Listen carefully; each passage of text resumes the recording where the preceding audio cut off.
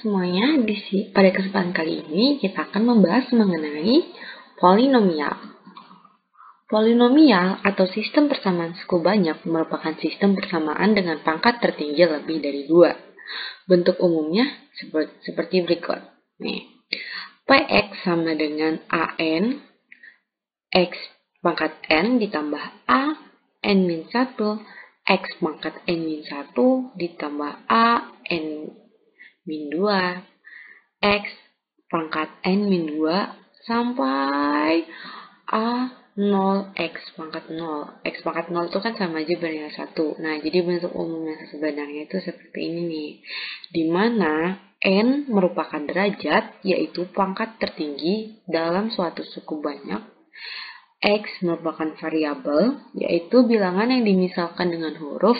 Dan a merupakan koefisien, yaitu bilangan yang selalu mengikuti variabel. Nah, n ini pangkat tertingginya si a. N ini koefisien dari variabel itu. Variabelnya si x, gitu. Nah, polinomial ini sendiri bisa dioperasikan dalam penjumlahan, pengurangan, dan perkalian. Untuk penjumlahan dan perkalian itu ada aturnya seperti ini. Jika fx dan gx berturut-turut suku banyak berderajat m dan n, maka fx dikurangi atau dijumlahkan dengan gx, hasilnya akan menghasilkan polinomial berderajat maksimum antara m dan n.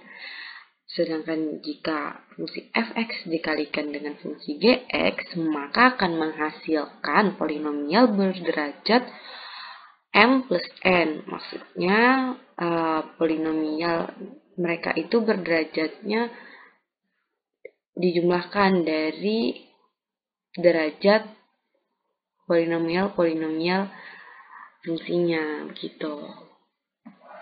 Nah, contohnya nih, diberikan fx sama dengan 5x pangkat 3 ditambah x pangkat 2 ditambah 3x ditambah 2, dan gx sama dengan 2x pangkat 2 ditambah x ditambah 1.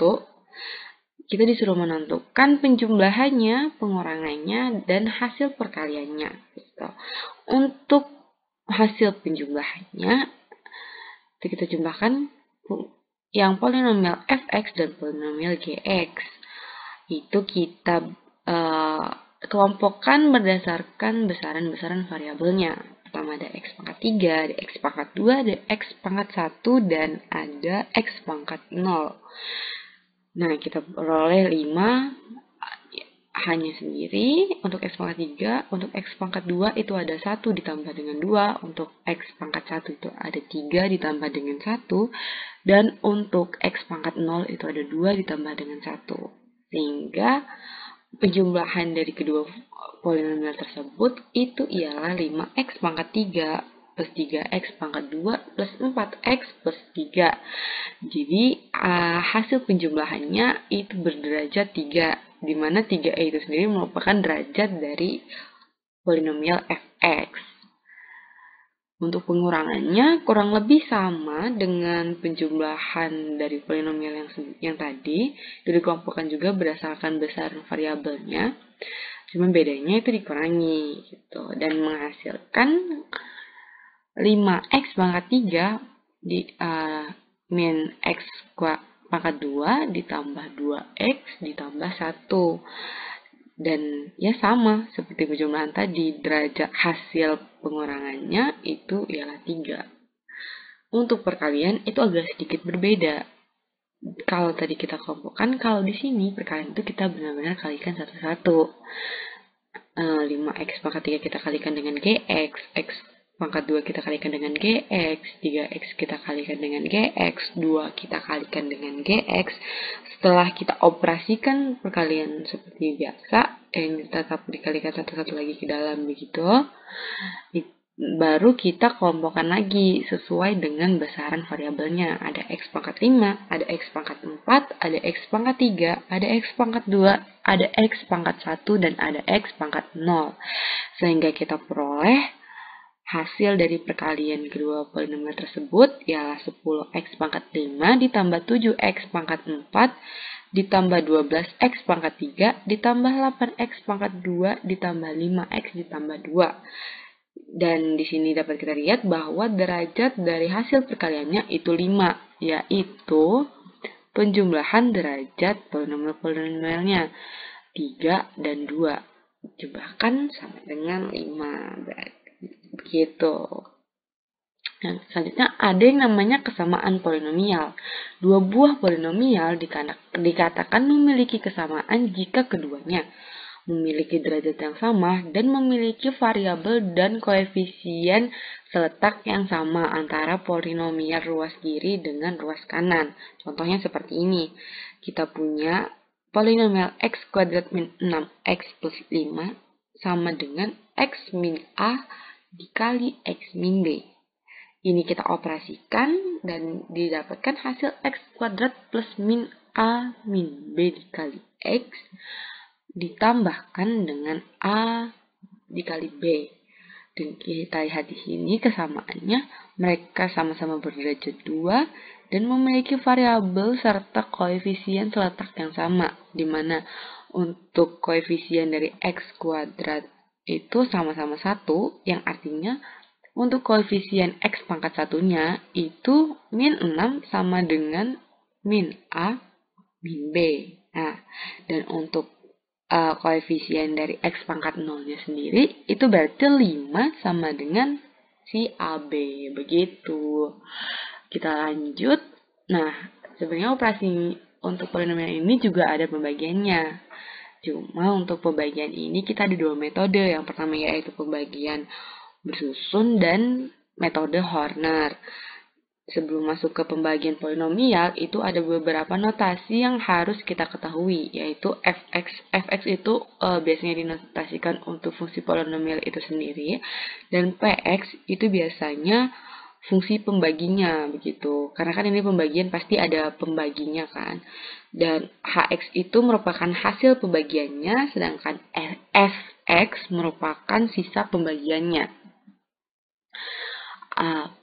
Begini, misalkan polinomial fx sama dengan a2x kuadrat ditambah a1x ditambah a0 dibagi dengan x min k dapat diselesaikan dengan, pertama kita lihat dulu di pembagian bersusunnya. Nah, ini si fx ini atau polinomialnya kita letakkan di sini dibagi dengan pembaginya. Pembaginya di sini x min k.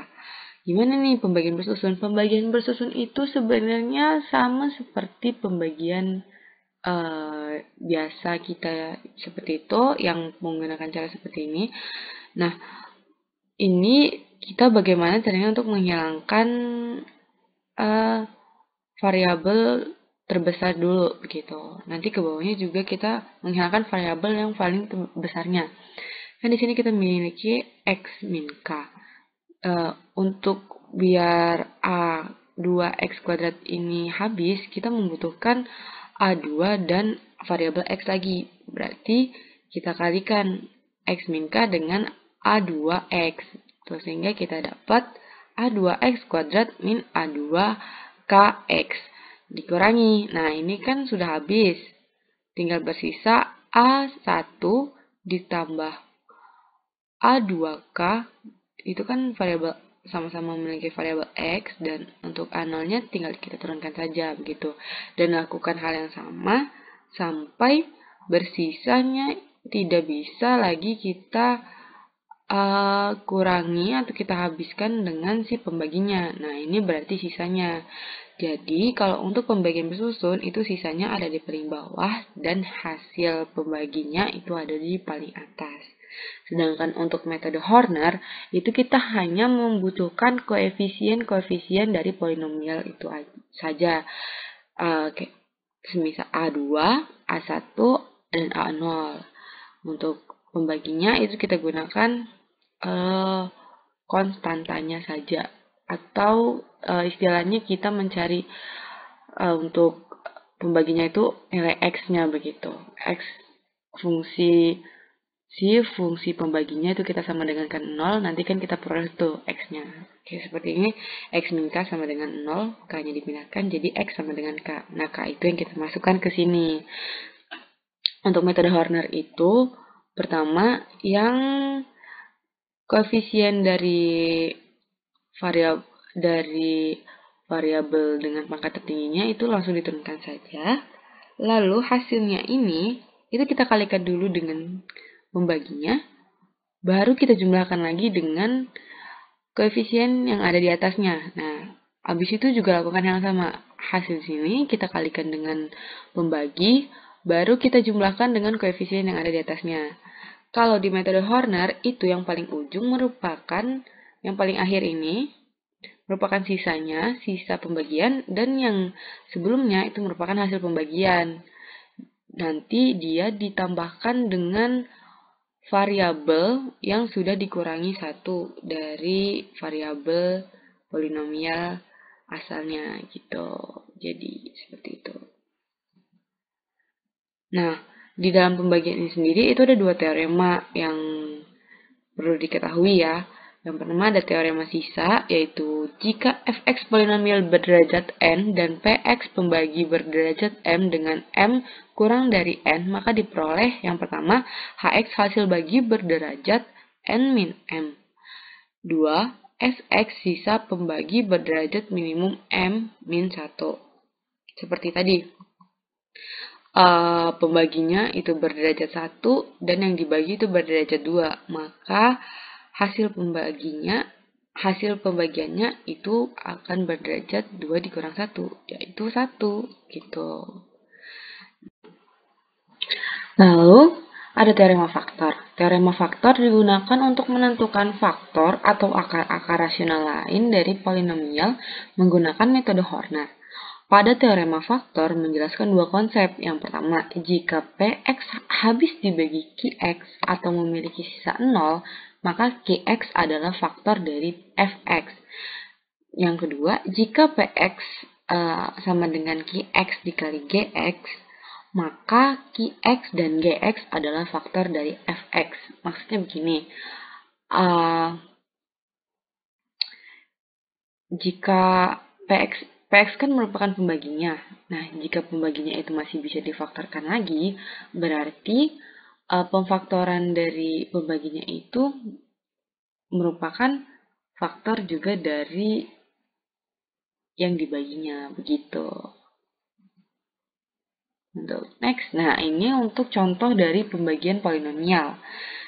Tentukan hasil bagi dan sisa pembagian dari polinomial 4x pangkat 5 ditambah 3x pangkat 3 dikurang 6x pangkat 2 dikurang 5x ditambah 1 dibagi x min 1.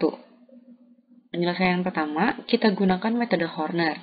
Seperti tadi yang sudah dijelaskan, untuk metode Horner ini kita gunakan koefisien-koefisiennya saja. Yang pertama, dengan variabel paling besar, itu 4, dan seharusnya kan ada lagi variabel x pangkat 4 di antara x pangkat 5 dan x pangkat 3. Tapi karena dia tidak ada, berarti koefisiennya 0, begitu. Lalu 3, min 6, min 5, dan 1. Nah, untuk pembagian sendiri itu 1. Lalu seperti tadi, yang pertama kita turunkan dulu. Si 4 ini, koefisien dari variabel terbesarnya kita turunkan. Lalu kita kalikan dengan pembaginya, kita taruh, baru kita jumlahkan dengan koefisien di atasnya. Jadi 0 ditambahkan 4 itu 4. 4 dikali 1 itu 4. 4 dikali 1 itu 4, ditambahkan 3 itu 7. 7 dikali 1 itu 7, ditambahkan min 6 itu 1. 1 dikali 1 ditambahkan min 5 itu min 4. Dan min 4 kali 1 itu min 4, ditambahkan dengan 1, hasilnya min 3. Dan sesuai dengan yang sudah dijelaskan tadi juga, bahwa yang paling akhir ini merupakan sisa pembagiannya. Jadi sisanya itu min 3, dan yang di depannya ini merupakan hasil pembagiannya, yang kita tambahkan dengan variabel-variabelnya, di mana seperti teorema sisa tadi itu berkata bahwa hasil pembagian merupakan hasil berderajat dari pengurangan derajat polinomial dan derajat pembaginya. Jadi polinomial ini kan derajatnya 5 dan pembaginya berderajat 1. Maka ini kita mulai dari derajat 5 dikurang 1 yaitu 4. Berarti 4 ini berderajat 4. 4x pangkat 4. Kita ditambah 4x pangkat 3 ditambah 7x pangkat 2 ditambah x dikurang 4. Itulah hasil baginya. Nah, selanjutnya kita gunakan metode pembagian bersusun. Di sini fungsinya, di sini pembaginya. Untuk menghabiskan atau menghilangkan 4x pangkat 5, kita butuhkan itu 4 dan x pangkat 4 lagi. Jadi 4x pangkat 4 ini kita kalikan dengan pembaginya. Kita peroleh 4x pangkat 5 min 4x pangkat 4. 4x pangkat 5 sudah habis. 4x pangkat 4 ini kita turunkan. Min 4x pangkat 4 dikali min itu plus. Dan ini sisanya kita turunkan. Untuk x pangkat 3, x pangkat 2, x pangkat 1, dan 1 kita turunkan. Lakukan proses yang sama seperti cara kita menghilangkan variabel terbesar tadi. Di sini variabel terbesarnya itu 4x pangkat 4. Dan untuk menghilangkan 4x pangkat 4 ini, kita harus mengalihkan pembaginya dengan 4 dan x pangkat 3. Jadi kita tulis 4x pangkat 3, kita kalikan dengan pembaginya x min 1, kita peroleh 4x pangkat 4 min 4x pangkat 3. Lalu baru kita kurangkan. Ini sudah habis. 3x pangkat 3 dikurang dengan min 4x pangkat 3 itu 7x pangkat 3, sisanya kita turunkan lagi. Nah, lakukan hal yang sama sampai kita menemukan bahwa hasilnya itu sudah tidak dapat lagi dibagi dengan pembaginya ini, begitu. Maka kita perolehlah yang terakhir ini sisa dari pembagian tersebut, dan yang di atas ini merupakan hasil pembagiannya. Kita lihat sama nggak nih? 4x pangkat 4, 4x pangkat 3, 7x pangkat 2, x min 4. Sama tidak? Sama, begitu. Jadi, sekian dulu nih yang dapat saya jelaskan. Semoga dapat dimengerti dengan mudah dan dapat diterapkan di soal-soal latihan-latihan soal lainnya. Semoga bermanfaat. Terima kasih.